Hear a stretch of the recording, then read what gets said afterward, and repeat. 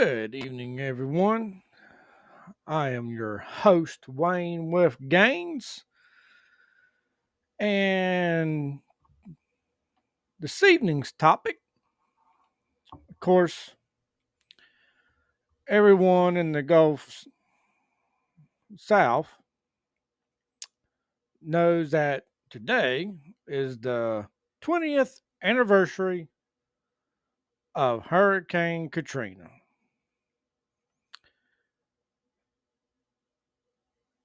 Now, I know they focus on like New Orleans a bunch because of the levees breaking and all. But I think it actually hit.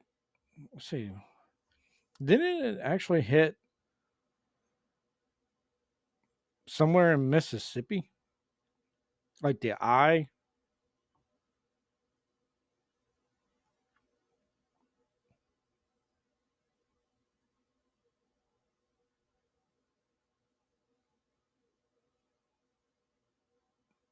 Maybe not. But I don't think it was. I don't think New Orleans took a direct hit of the eye, but it was bad. So that came in 2005. So I had gone to a birthday party in Amite, Louisiana, and we knew the hurricane was coming. And I guess we still just didn't think nothing of it, really. I don't know. I was 15 at the time, and boy, the next day, so we went to a birthday party on the 28th. So the next day on the 29th, boy, it hit, and I can't.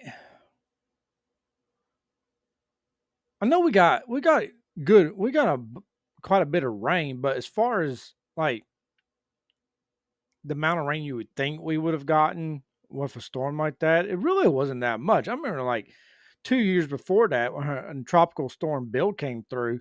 My goodness, dude, we got so much rain off of that event. And a bunch of trees fell during Tropical Storm Bill. But when Hurricane Katrina came through, let's see, we lost a tree in front. We lost a tree, that tree in the back, another tree in the back.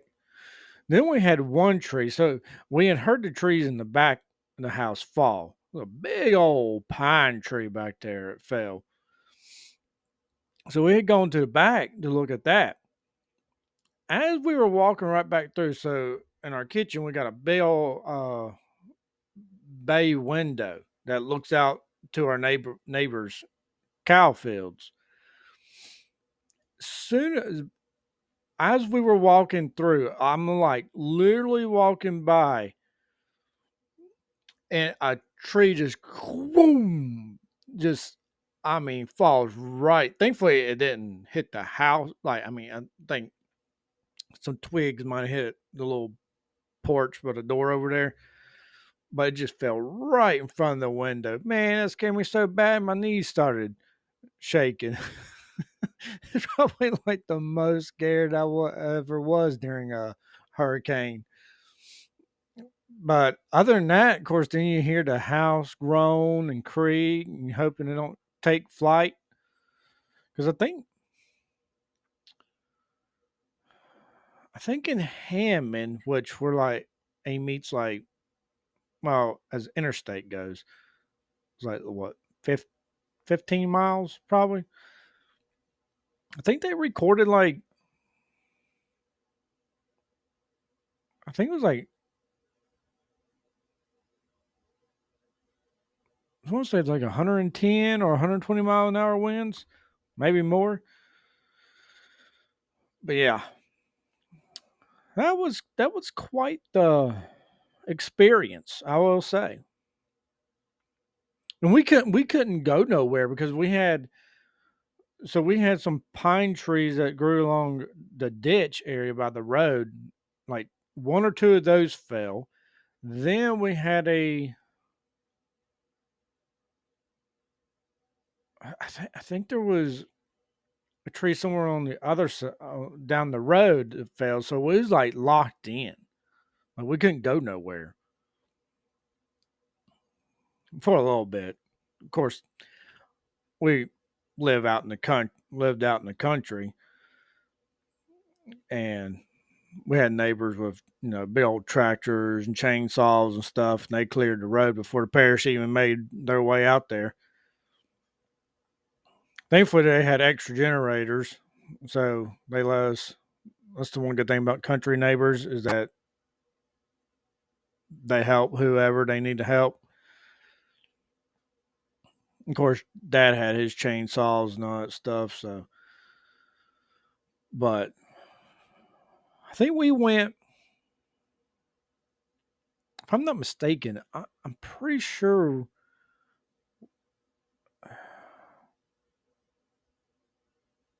I think we went 4 or is it? I think it was like either 2 weeks or 17 days with no electricity. Then I think it was a little longer without phone service. Of course, we were still hooked up with landline then, and thankfully though, so we're out in the country, but we're close enough to a meet where we still have city water piped out there. So we never lost water, even though we lost electricity. We still never lost water. Now, it was cold, but we still had running water, thankfully. That that helped a bunch. I mean, you get used to taking a cold bath or shower. You get used to it. Now, of course, you had those people that after about 4 days, they're like, "Oh man, I'm so tired of eating ham sandwiches." I'm like, "Hey, you got food. Why are you complaining?" Like everything we ate was pretty much cold. I mean, besides the one time, a couple of times, Dad, let's see, I think he had grilled some. I think he grilled some barbecued chicken, and then the leftovers we ate cold. I mean, you do what you got to do. Like I wasn't complaining. Hey, I got food. We're good to roll. But yeah, that was quite the experience. Of course, nowadays when we have storms, I'm always like, "Oh man, I hope the house is okay," because now I'm in charge of it. Back then, it's like as a 15-year-old, you're not thinking that way because you're not in charge of the bills and stuff, and it's just like, woo. And then when the main winds go down there, and then you're ready to go play in the waters. Yes, like I never minded the flooding parts. I just go out and play in the water.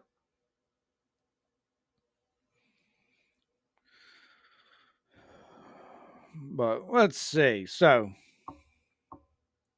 there's some stats here on old Hurricane Katrina. Let's see. It formed on August the 23rd, 2005.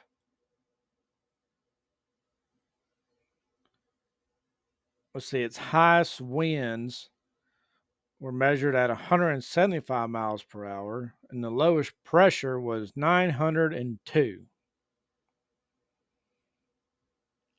Let's see, it claimed 1,392 lives, 652, I guess, were missing. I guess they never were found. And in $2005, the damage was 125 billion. I wonder what that is today. It ties as the second. Oh no, excuse me. Is tied as the costliest tropical cyclone on record.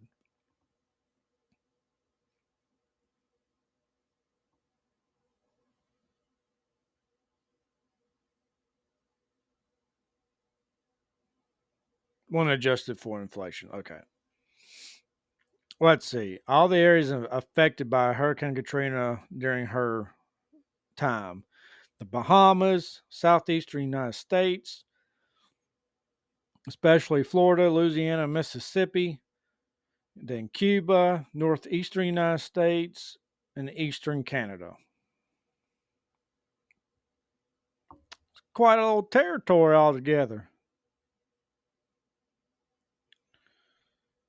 Oh, okay, yeah, that makes sense. So it is tied with Hurricane Harvey. So those two are the costliest tropical cyclones in the Atlantic Basin.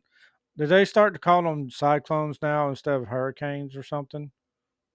Like I thought the cyclones were for the Pacific.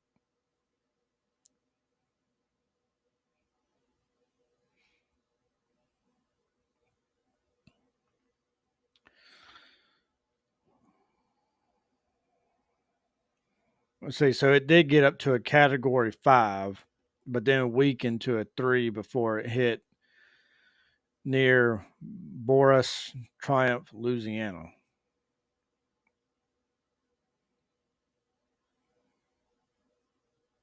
80% of New Orleans, as well as large areas and neighboring parishes, were flooded.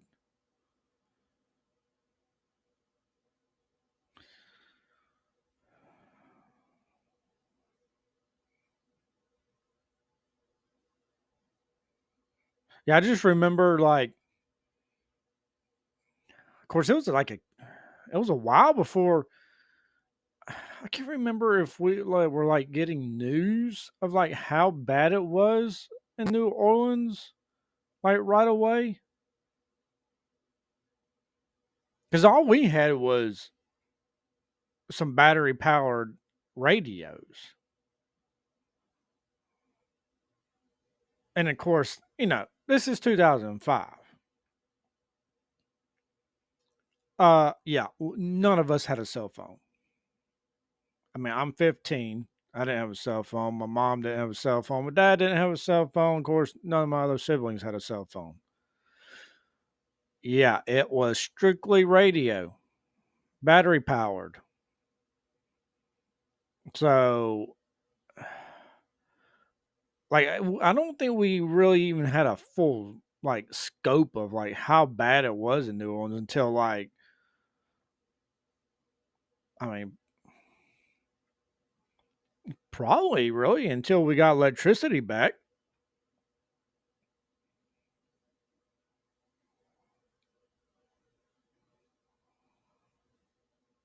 I just remember like some of the first images were of like people standing on top of their roofs, like homemade signs like "Help us," and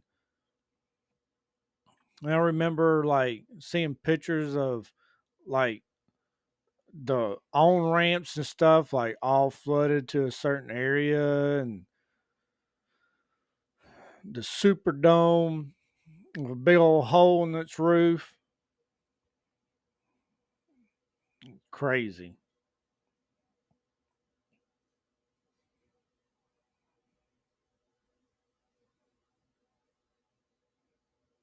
Then of course everyone, oh, the president not doing this, the president's not doing that. And I'm like, well, so far, the Louisiana governor hadn't asked for any help. I don't know why. Like, okay, your biggest city's like 80% underwater. Why are you not asking for help right away? I mean, I think eventually she did, but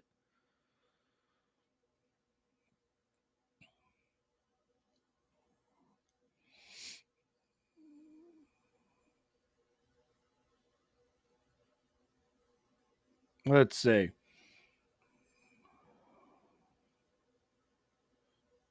Oh, and then so we went to church in Laranger, and so we used to have like a field on each side of the driveway, and there used to be so many pine trees. And they had already cut, I think they had cut like 20 or 40 pine trees. Like, I mean, it was like weeks before the storm. And then the storm came, and I think like it was like 15 or so more fell.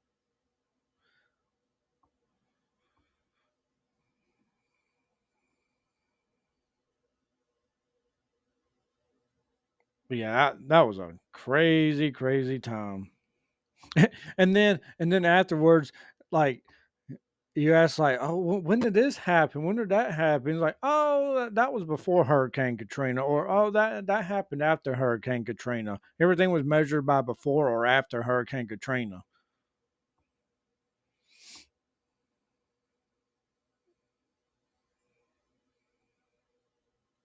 And then I remember I think it was during that time that the the Saints owner was threatening to move to Texas. Oh my goodness, everyone was in an uproar about that because I guess they didn't know if the Superdome would be able to be fixed or not.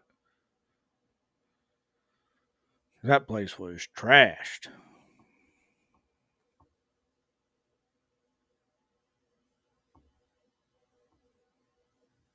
Oh man, and the amount of love bugs afterwards. Holy crap. Of course it was like of course it had to be it was a hot summer too. And dude, the love bugs were just out of control. So you're out there working and clean up, and of course they're attracted to heat, of course. So you're out there with saws and all that stuff, and oh man, dude, the amount of love bugs. And of course, you try to keep the door open sometimes to let the breeze come through, but then the amount of love bugs that would come in, oh, it was ridiculous.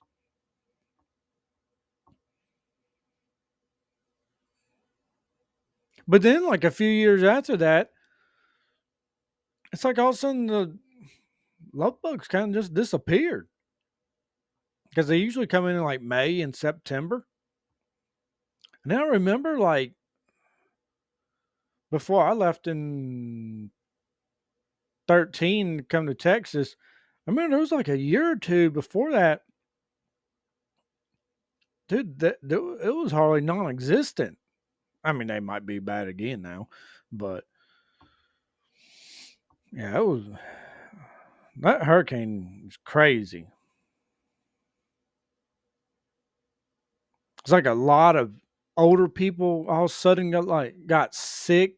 I mean, it might have been coincidence that it's just the timing lined up that they're getting older, but it just seemed like all of a sudden a bunch of old people got sick and all this stuff. And I don't know. Then it was like then ever since after that, everybody's like, "Oh boy, this year's gonna be real bad. Oh, this is gonna be a real bad hurricane season," and very few of them have lived up to the hype of gonna be the next Hurricane Katrina. Now there's been a few since that have either have lived up to it, of course Harvey, and then oh, I can't think of the ones that went through Lake Charles and that area in Louisiana later on. But yeah, storms like that hit different whenever you're the one that's responsible for the building. Back then at age 15, it's like just hope the house don't blow away. I'm not thinking of, man, if this house blows away, what are we going to do? Like, where are we going to get the money? Where, like, all the other stuff. Now, when a big storm comes through, that's like, oh my goodness, that's like all you think about. But when you're 15 and you're like, oh, let's go play in the water afterwards, after, it's safe to. Yeah, totally different. But yeah, that's probably the worst. It's probably the worst hurricane that I lived through. Well, that I remember, because I was I don't think Andrew was as bad. I don't think it was pretty bad. But I was only like 2 years old when Hurricane Andrew came through. I don't remember that one. Hurricane Katrina was probably like one of the first real bad ones that I remember, and then there was a couple after Hurricane Katrina. But I don't think they were on the same level as Hurricane Katrina. Oh man, that's the only good thing about living in the DFW area of Dallas, North Texas, is that you're far enough away that even if they come through like Houston area, by the time they get up to us, I mean, most of the time, if they do, they're like a tropical storm at best. That is the one plus of living up here. Now, the one downside is that, well, I say that. I mean, Louisiana's been having tornadoes left and right for some reason. Then in Mississippi, I don't know. But yeah, 20 years. Today makes 20 years. Boy,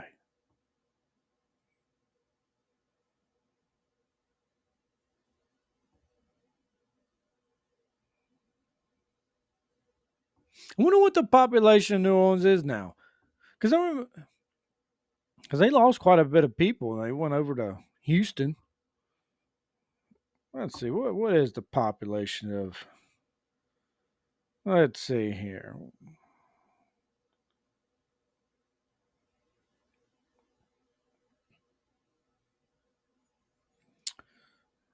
Population of New Orleans.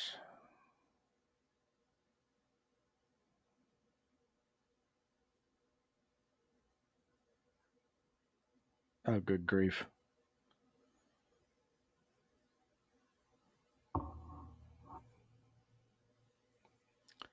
I was wanting to say it was like around between 4 and 500,000. But then it like went way down to like 200 something thousand, and then it climbed back up to like over 300,000 because for a little bit, Baton Rouge became the biggest city.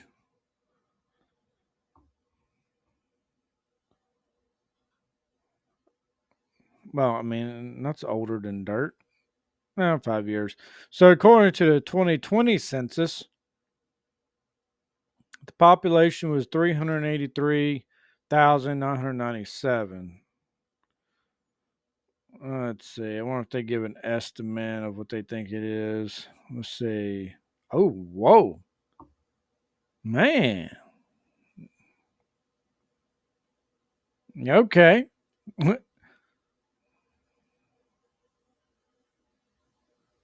The estimate. Estimate for 2024 is 362,000. So they've lost almost 20,000 people. No, that ain't good. That was from 2020. So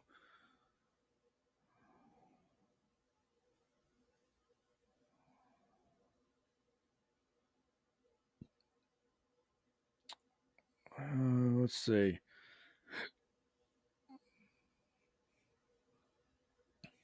New Orleans population before Katrina.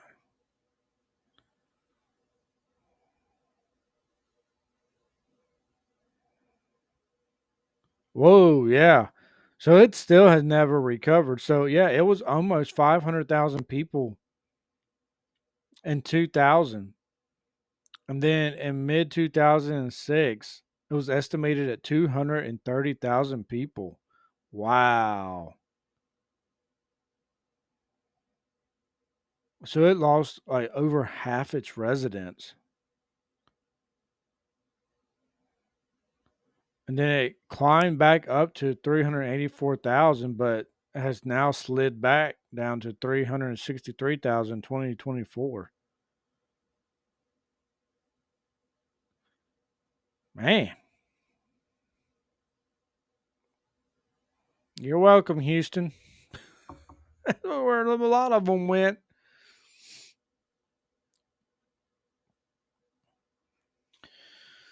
But yeah, that was crazy, crazy time.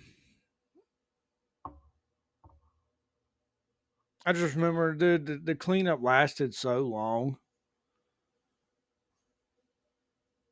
because no one got power for like over 2 weeks. And that was on a good note. Some people, I mean, they went like I think like a whole month or more. But thankfully, where we were at, so pretty much a lot of Louisiana is on energy, energy. But where we were at was I think it was WST. I think they're out of Franklin or Mississippi somewhere, and so we were close enough on that side of like they came out.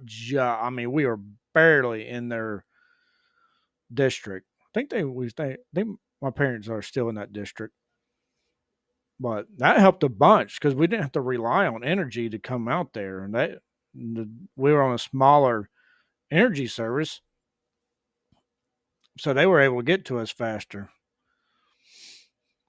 which helped. But yeah, glad we lived through that. Well, that's about all I had for this evening. Tomorrow, we'll probably cover some sports. Hopefully, LSU can pull a win out. They better. We'll see. Well, I've been your host, Wayne with Gaines. And don't forget to subscribe, hit the bell for notifications, the like button, and don't forget to comment. And I will see y'all later.